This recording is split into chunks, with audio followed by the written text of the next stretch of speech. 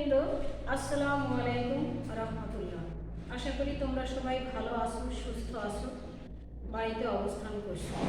প্রিয় শিক্ষার্থী, কোভিড-19 মহামারীতে আমরা যাদেরকে হারাচ্ছি, যারা মৃত্যুবরণ করছে, আমরা কেউ হারাচ্ছি তার বাবা মাকে, কেউ হারাচ্ছি সন্তানকে, কেউ হারাচ্ছি পরিবার পরিজনকে। আমরা যদি একটু সচেতন থাকি তাহলে এই মৃত্যু অনেকটাই কমিয়ে আনা সম্ভব।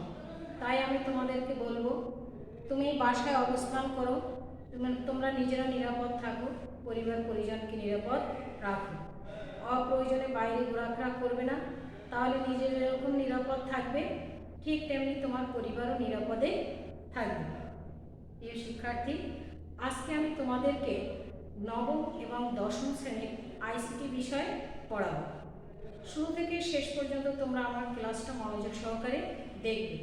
অনলাইন ক্লাসে এটাই কিন্তু সুযোগ যে শিক্ষার্থী যদি মনোযোগী হয় তাহলে এখান থেকে শিক্ষার্থী ক্লাসটা সম্পূর্ণ দেখে সে বিষয়বস্তু সম্পর্কে জ্ঞান অর্জন করতে পারে। কিন্তু শিক্ষার্থী যদি অমনোযোগী হয় তাহলে অনলাইন ক্লাস নিশ্চয়ই তোমাদের কোনো উপকারে আসবে না।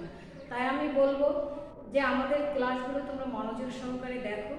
যদি কোনো সমস্যা হয় তাহলে আমাদের সাথে যোগাযোগ করো, তাহলে আর কথা নয়, আমরা পাঠে ফিরে যাই। প্রিয় শিক্ষার্থী, অনলাইন ক্লাসের পক্ষ থেকে তোমাদের সবাইকে আবারও স্বাগত।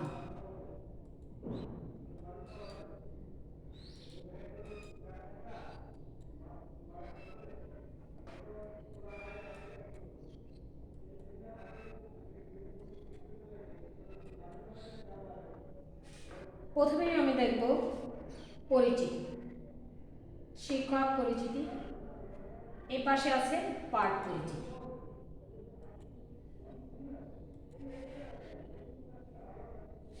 প্রিয় শিক্ষার্থী, 19 শতক, 19 শতকের পরে আছে 20 শতক, 20 শতকের পরে 21 শতক। আর আজকে আমি তোমাদের যে বিষয় পাঠদান করাবো সেই পাঠের বিষয় বা পাঠ্য বিষয়টা হচ্ছে তথ্য এবং যোগাযোগ প্রযুক্তি। তাহলে আজকে আমাদের পাঠের বিষয় হচ্ছে 21 শতক এবং তথ্য এবং যোগাযোগ প্রযুক্তি।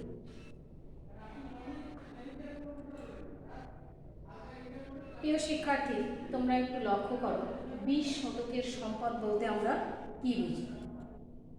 এই ছবিগুলোর দিকে লক্ষ্য করো।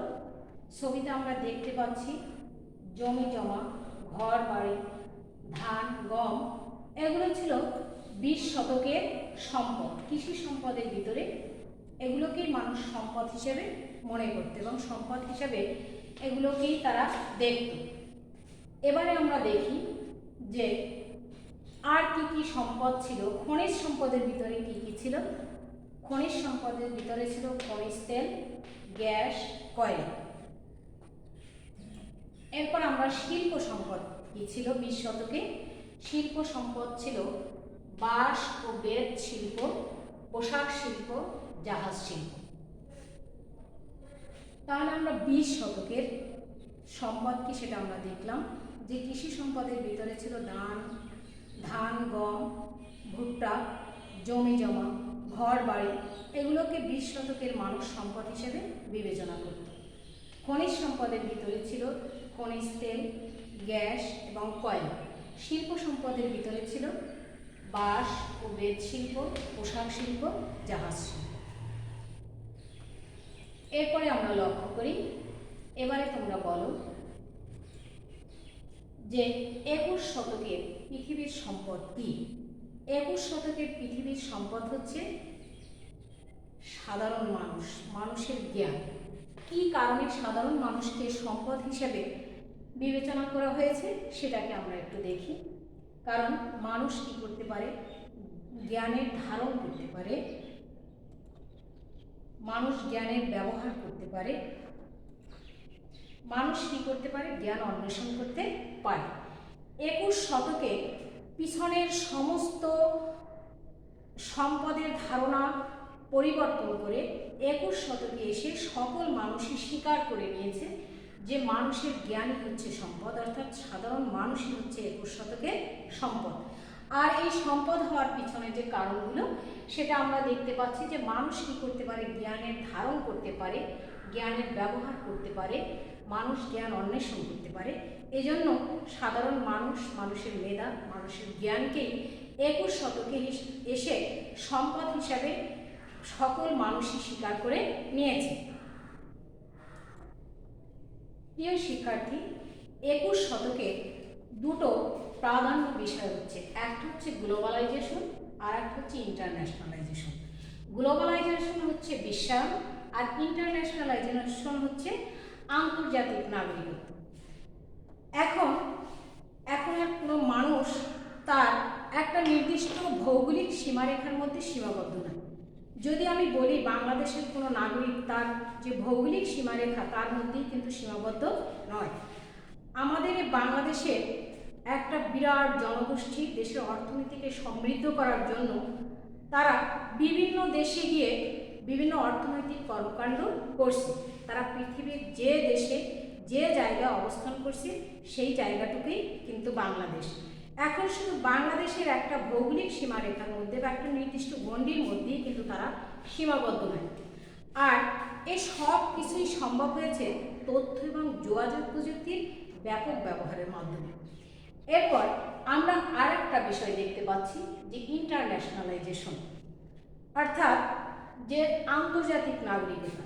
যেহেতু আমাদের দেশের অনেক মানুষই বিশ্বের বিভিন্ন দেশে বসবাস করছে, সেখানে তারা নাগরিকত্ব অর্জন করছে, তাই বাংলাদেশের মানুষ শুধু এখন বাংলাদেশের একটা গণ্ডির মধ্যে তারা পড়ে নেই, তারা বিশ্বের বিভিন্ন দেশে ছড়িয়ে ছিটিয়ে আছে, বিভিন্ন দেশের নাগরিকত্ব তারা অর্জন করেছে। এজন্য কোনো দেশেরই, শুধু বাংলাদেশ না, পৃথিবীর কোনো দেশের মানুষই একটা ভৌগোলিক সীমারেখার মধ্যে আবদ্ধ নয়। একটা ভৌগোলিক সীমারেখার মধ্যে সে একটা গণ্ডির মধ্যে সে আবদ্ধ নয়, সে সারা পৃথিবী ব্যাপী ছড়িয়ে আছে, এটাই হচ্ছে বিশ্বায়ন।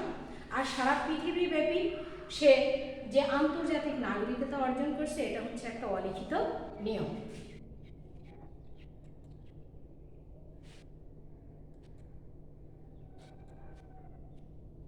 এরপরে আমরা দেখব যে এক সময় বেঁচে থাকার জন্য মানুষ পৃথিবীর অনুকম্পার উপর নির্ভর করত, অর্থাৎ রোদ, বৃষ্টি, খরা যে প্রকৃতি থেকে যদি হতো তাহলে মানুষ তার উপর নির্ভর করেই মানুষ বেঁচে থাকত।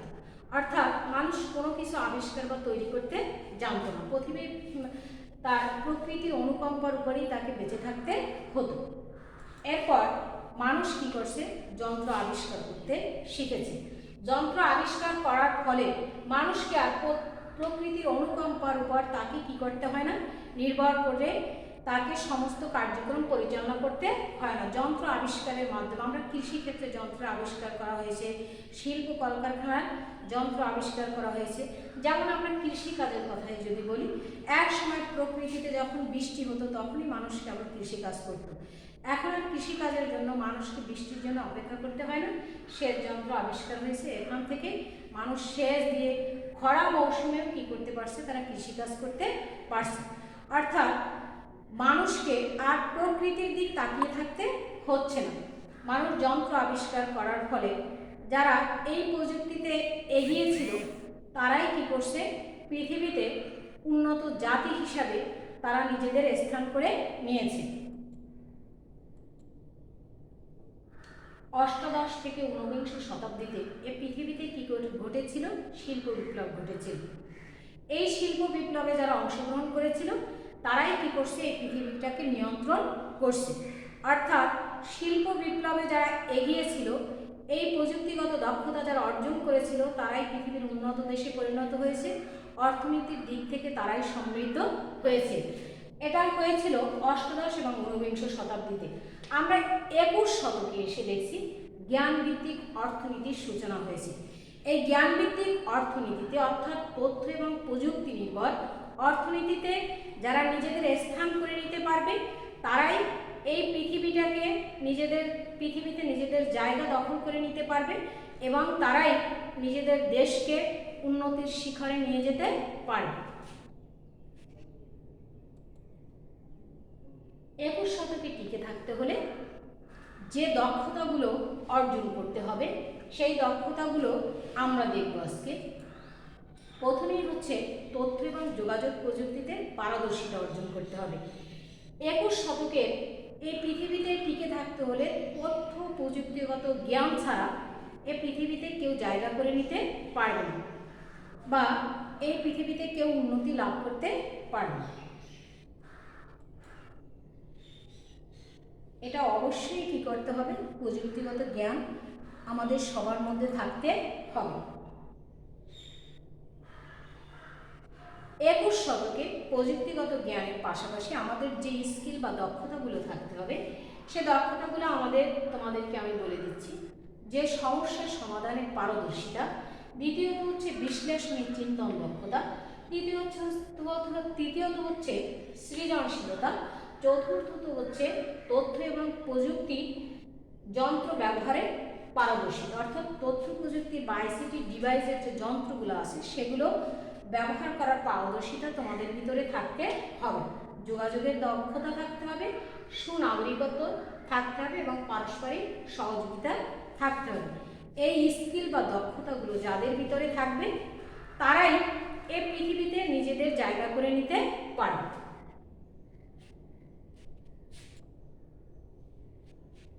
একুশ শতকে যদি প্রযুক্তিগত ন্যূনতম দক্ষতা তোমার মধ্যে না থাকে তাহলে চ্যালেঞ্জিং পৃথিবীতে তুমি কি করতে পারবে না, নিজেকে জায়গা করে নিতে পারবে না।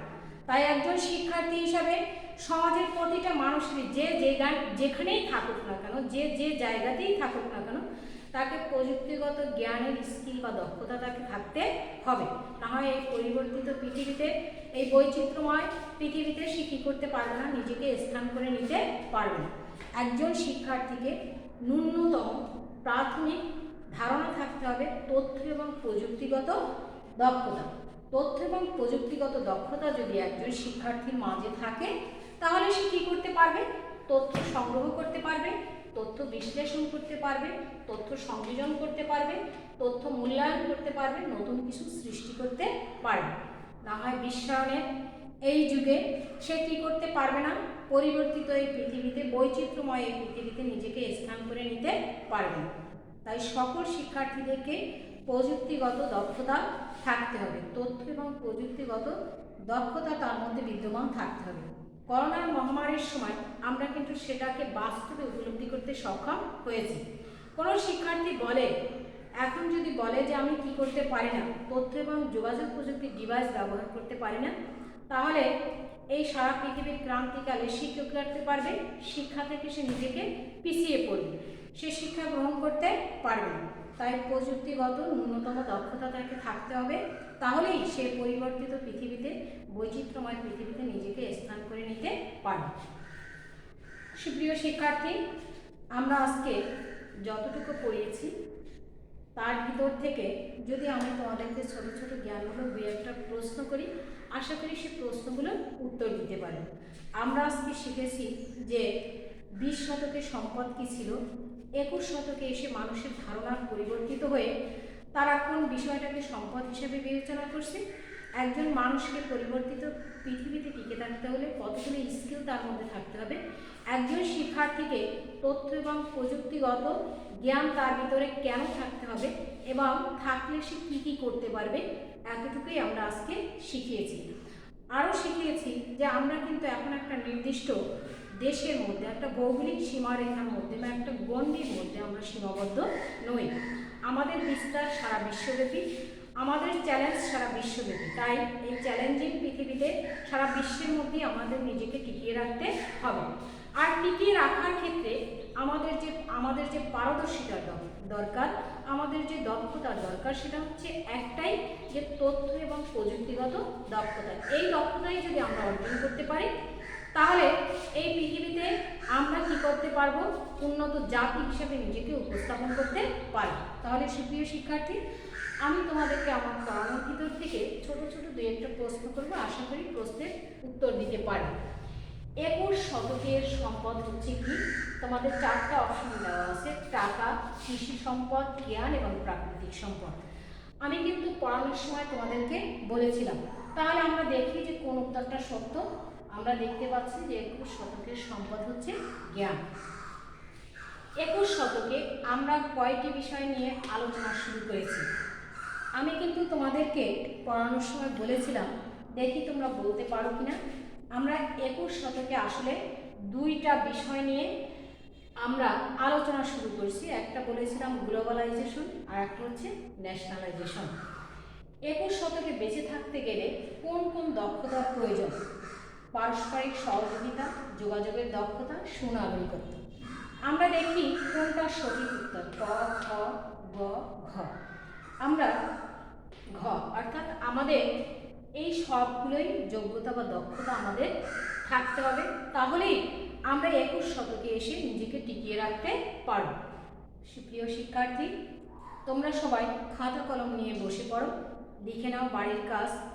তোমরা অ্যাসাইনমেন্টের পাশাপাশি এই কাজগুলো করে তোমাদের বিষয় শিক্ষকের নিকট জমা দিও। তোমরা কি মনে করো জ্ঞানভিত্তিক সমাজ গঠনে আইসিটি দক্ষতা আবশ্যক? 5টি যুক্তি দেখো। আবারও আমি বলছি, তোমরা কি মনে করো জ্ঞানভিত্তিক সমাজ গঠনে আইসিটি দক্ষতা আবশ্যক? 5টি যুক্তি দেখো। তাহলে আজকে এ পর্যন্তই। তোমরা সবাই ভালো থাকো, সুস্থ থাকো, বাড়িতে অবস্থান করো, নিরাপদ থাকো, এই শুভকামনায় আজকের মতো এখানেই বিদায়। আল্লাহ হাফেজ।